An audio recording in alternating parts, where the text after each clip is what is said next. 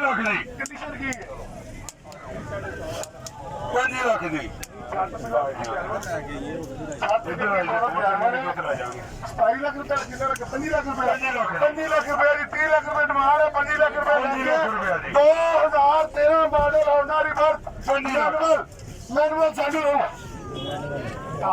2013 model manual ਸਾਨੂੰ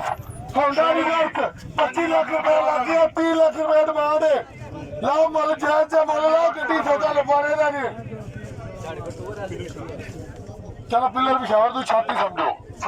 ਛੱਤ ਜਾਨਵਰ ਦੱਸੋ ਅੰਦਰੋਂ ਭਾਜੀ ਪੈ ਕੇ 5 ਲੱਖ ਅੱਛਾ ਗੱਲ ਸੁਣੋ ਮੁੱਲ ਲਾਓ ਤੁਸੀਂ 25 ਲੱਖ ਰੁਪਏ ਦੀ ਜੇ ਗੱਡੀ ਜਿੱਦਾਂ ਪਸੰਦ ਆਏ ਗੱਡੀ ਟਚਿੰਗ ਨਿਕਲੇ ਗੱਡੀ ਮਹਿੰਗੀ ਲੱਗੇ ਗੱਡੀ ਛੱਡ ਦਿਓ ਕੋਈ ਪਾਬੰਦੀ ਨਹੀਂ ਹੈ ਬਿਆਨਾ ਵਾਪਸ ਹੋ ਜਾਏਗਾ 5 ਲੱਖ ਸਿਰਫ ਮੌਕੇ ਦੇ ਮੁੱਲ ਲਾਓ 25 ਲੱਖ ਰੁਪਇਆ 25 ਲੱਖ ਤੋਂ ਉੱਤੇ ਆ ਗਈ 25 ਲੱਖ ਤੋਂ ਉੱਤੇ ਆ ਗਈ ਤੁਸੀਂ ਖਲੀਲ ਸਾਹਿਬ ਇੱਧਰ ਆਏ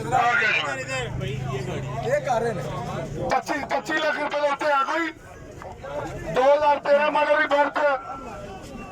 2013 ਮਾਡਲ ਦੀ ਬਰਥ 2013 ਮਾਡਲ ਹੋਂਡਾ ਦੀ ਬਰਥ ਲੱਗਿਆ 30 ਲੱਖ ਰੁਪਏ ਡਿਮਾਂਡ ਹੈ